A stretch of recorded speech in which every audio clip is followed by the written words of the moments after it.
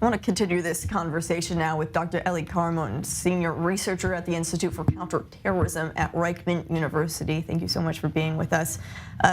I'm curious, Dr. Karmon, when we hear from Qatar stating that they don't even know exactly how many more hostages Hamas has, how can we continue these negotiations if they don't know how many more Israelis Hamas can turn over?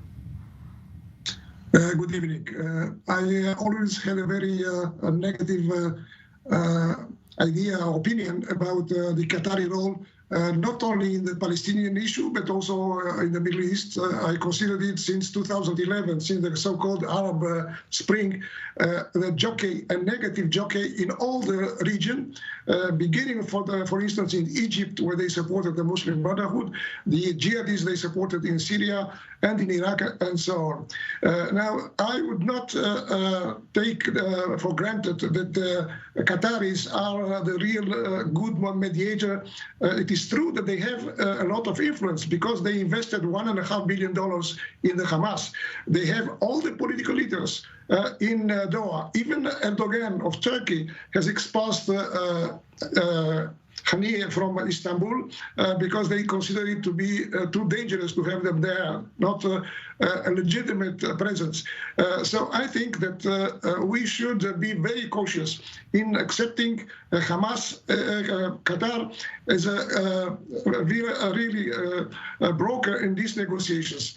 In my opinion, first of all, we should ask not only from the Qataris, but also from Hamas, that the Red Cross has to visit our prisoners, all of our prisoners, including the soldiers. We saw how many people returning from there are sick. We know that two of the kidnapped ladies, one a young soldier and a lady, older lady, Mrs. Weiss, were assassinated near the Shifa hospital.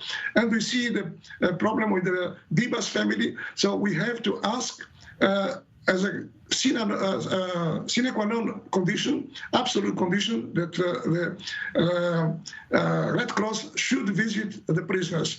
Dr. Karmon, well, I'm curious what you make of the fact that the Mossad chief right now, when we're talking about Qatar and their hand in these negotiations, right now the Mossad chief is in Qatar with talks with not only top Qatari officials, but also the CIA director, Bill Burns. So when we're talking about the hand that Qatar plays in these negotiations, how do this meeting take place? The Egyptian military intelligence there, the Mukhabarat. But again, Qatar, it is not a reliable partner in this negotiation. Today, it was published that not only they want kind of exchange for the next, say, week or 2 days, they want a permanent ceasefire, and they want to be involved in the reconstruction of Gaza. This is not possible. We have today, the Al Jazeera is the main propaganda tool of Hamas, and nothing has been done on this issue. And I think Israel should press Qatar more on these issues. I understand the problem of the Americans, because the Americans have the biggest military base in Qatar, and they cannot simply go away from there. But still, I think there is sufficient leverage because Qatar today understands that supporting the Hamas, especially since the massacre, the pogrom, the 7th of October, they are not accepted in the international arena. There are more and more opposition to their presence in the United States and in Europe. Well, and speaking of the United States, we know that U.S. Secretary of State Antony Blinken, he's expected to come back to Israel again this week. So are we going to maybe see more of this international pressure to extend this ceasefire and continue working on these negotiations with Qatar?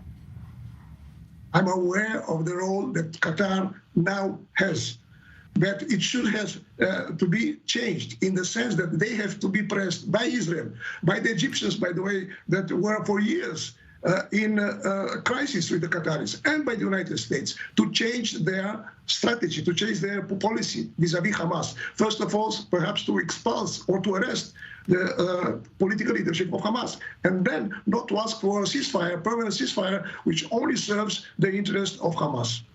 Dr. Ely Karmon, thank you so much for your insight as to what's happening with these negotiations abroad. Thank you.